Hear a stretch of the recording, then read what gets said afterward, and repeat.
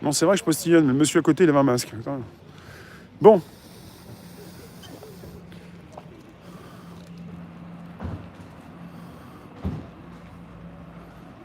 Les robots, ils sont construits depuis un certain temps. Hein.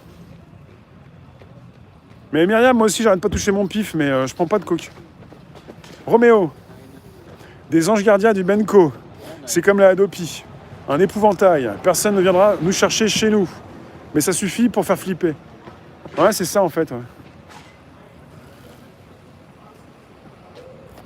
Et du coup, pourquoi vous avez besoin de ministres? Ils outsourcent leur boulot. Oui, c'est ça, oui. Là, Sherazade, je t'aime beaucoup parce que tu es là et tu as une vision extérieure et qui est absolument importante. Parce que des fois, on oublie de se mettre un petit peu en arrière pour voir ça de loin. Et tu vois ça de loin. C'est très important pour nous, puisque tu peux mettre le doigt là où il faut pour faire mal. Ça va, Roméo? Ça me fait plaisir de t'avoir. J'aime beaucoup cette idée du jardin avec papa et maman qui font ce qu'il faut, et toi qui joues avec l'arc et les flèches. Oui, quand la Sherazade vous dit outsource, c'est que les ministres font travailler des boîtes extérieures. Un travail qui pourrait être fait dans un ministère, mais qui est fait par une boîte extérieure, étrangère. Donc, que font les ministres? En français, il y a un autre mot pour outsource, parce que c'est un mot anglais. Ils externalisent. Externalisent. Et les pubs sur les radios qui vous incitent à demi-mot à vous dénoncer vous-même. D'accord. Un ami argentiste, tant que tu cries, c'est qu'il y a de la vie.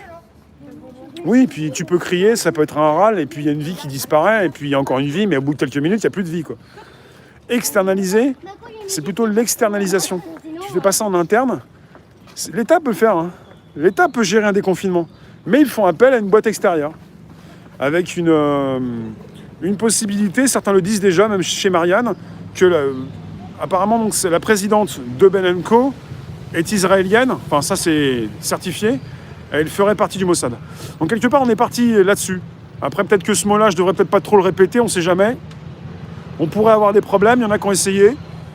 Donc c'est une info donc, qui est tombée, on n'est pas dans un secret d'État. Je vous le précise, hein. Me tombez pas dessus, n'ayez pas peur. Ces personnes haut placées le savent. N'ayez pas peur, tout va bien. Délégué? Ouais, mais le mot outsource, ils font de la sous-traitance, voilà. Outsource, j'aime bien. Ils font de la sous-traitance, ouais. C'est ça. Et c'est pour ça que Marianne en a parlé, ils pourraient faire ce travail en interne et ils ne le font pas. Voilà. Ils payent donc.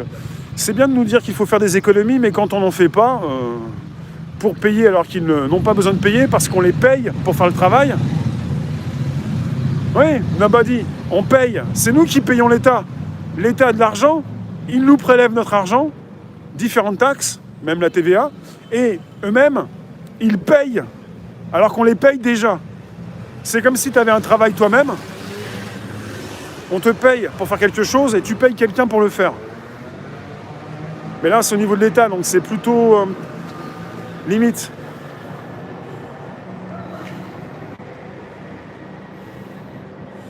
Il n'y a jamais eu de déconfinement avant. Ben, qui est le spécialiste?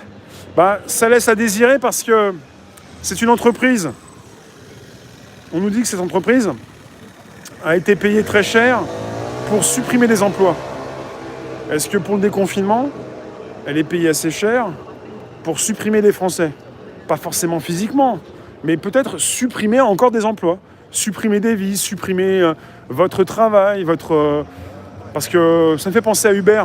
Uber récemment qui, à distance, en même pas 3 minutes, a dit à ses salariés qu'ils perdaient leur travail en visioconférence. Et là, on est parti avec une machine qui vous sert de biais pour communiquer. Ça me fait penser à Amazon qui peut un robot qui, chez Amazon, peut vous avertir. Et au bout de 3 avertissements, c'est le licenciement. Un robot qui vous licencie. Et ils l'ont fait avec Zoom, Benz. Ils l'ont fait avec Zoom. Ils vous ont dit, vous, chez Uber, que vous perdiez votre travail chez vous. Plus besoin de sortir, t'as perdu ton travail, c'est pas de ta faute, c'est la crise. Tu pourras pas en retrouver, t'es trop vieux. Qu'est-ce que tu fais?